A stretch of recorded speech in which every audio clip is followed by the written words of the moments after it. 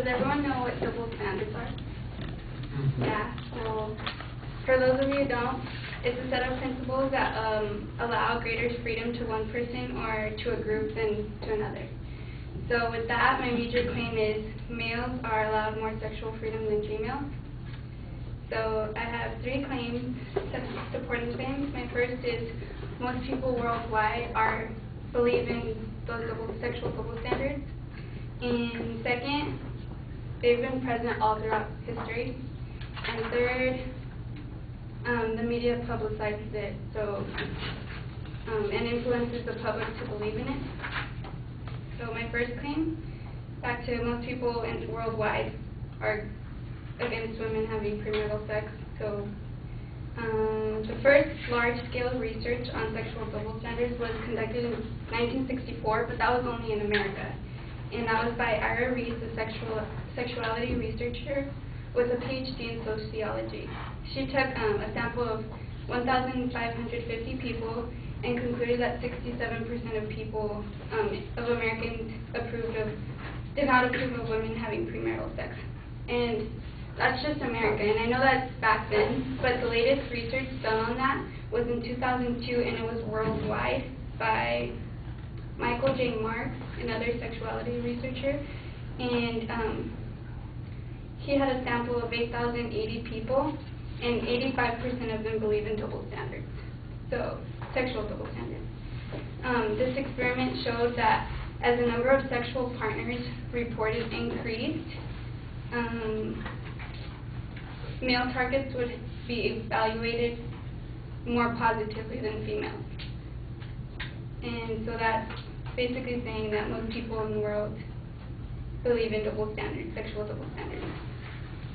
And my second supporting claim is that it's been present all throughout history. People have even gone to great lengths back in the past to guard women's virginity.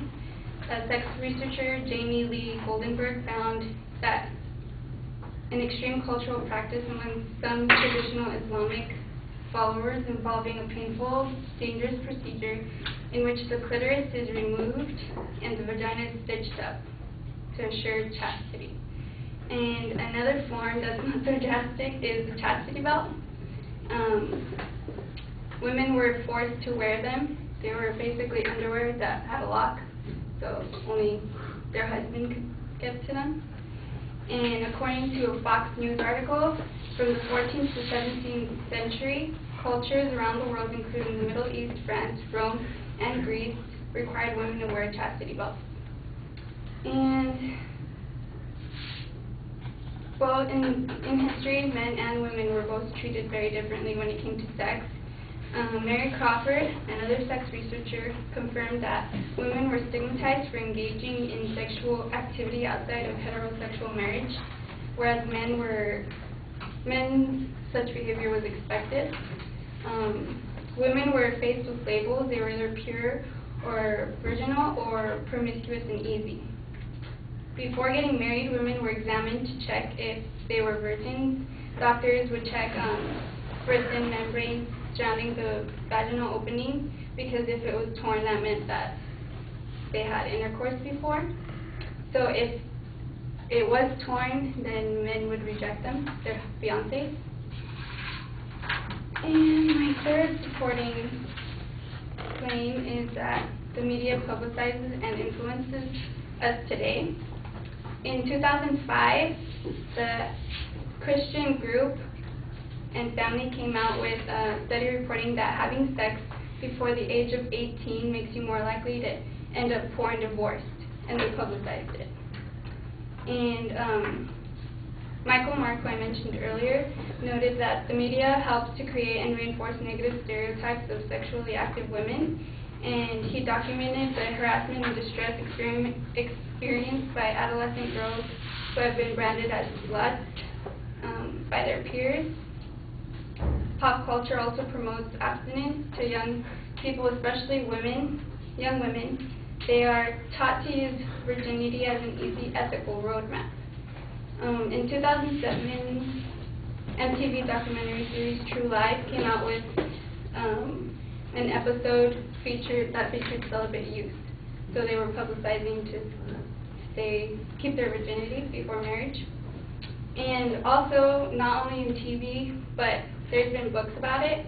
The author of The Purity Myth, Jessica Valenti, interviewed several men about their thoughts of women engaging in premarital sex. Most of them had negative comments about it. A common phrase amongst the men was, "Why buy a cow if the milk is free?" So, for whatever reason that double standards seem to exist, men are allowed more sexual freedom than women. It's been present throughout history. 87% of people worldwide believe in it, and it will continue to stay alive because our media publicizes the importance of it.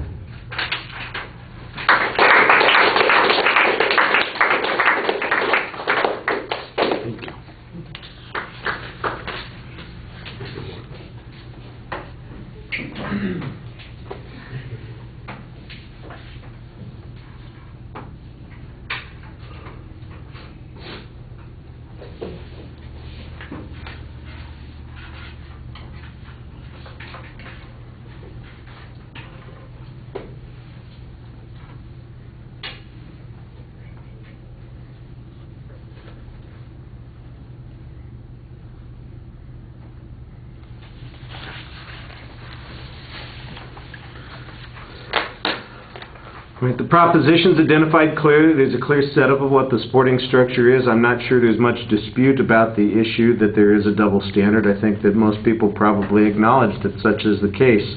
So why spend all the time convincing us of something that's likely to be accepted, at least in this culture, that there is such a double standard? Your internal signposting is pretty clear.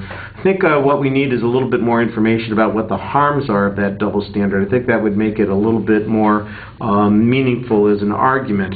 There's some good data in the speech on the attitudes of people towards sexual activity. You've got a few examples and historical bits and pieces of information that I'm not sure how saleable they are. The chastity belts were used at a particular period of time in different parts of the world. That might be true. How widespread the use was, I don't know that we get much data on that. It sounds to like maybe there were some people who used those things. It would be real helpful if we knew what percentage of the population. You've got a pretty dramatic example about the clitorectomies that are performed in some parts of the world, and certainly there's a strong standard placed on sexuality of women and how little regard there is for it in many of those cultures. I think that illustrates that point pretty effectively. And again, I think there could be, like I said, an argument made that there is some negative consequence because of the double standard. I think there's a little bit more argument on that particular point. I didn't see what the relationship was of the poverty study to sexual activity. I didn't understand how that demonstrated that a double standard exists or that there was some problem with reporting that data. You've got a statistical correlation and there's an inference being made from it. Is the correlation wrong or inaccurate, or is it misleading? Then there's some reason why it's applicable. Otherwise, it's just data. So how does it show the point that you're trying to make? That was not very clear. The stigmatization of sexual activity or behavior is largely assumed. I think, for instance, the abstinence thing you mentioned toward the end, there's some data. Is there any data that it's specific to women only? You mentioned the television program that celebrates celibate youth. Is it just celebrate celibate women and not celibate men as well? I don't know. And the old aphorism, why buy the milk when, what's the saying? Why buy the cow? Yeah, when the milk's for free. I know that that's been applied to marriage. I'm not sure how it's applied to celibacy or abstinence or to the sexual double standard that you're talking about. I saw the weirdest commercial yesterday. It's got nothing to do with our subject, but I'll mention it.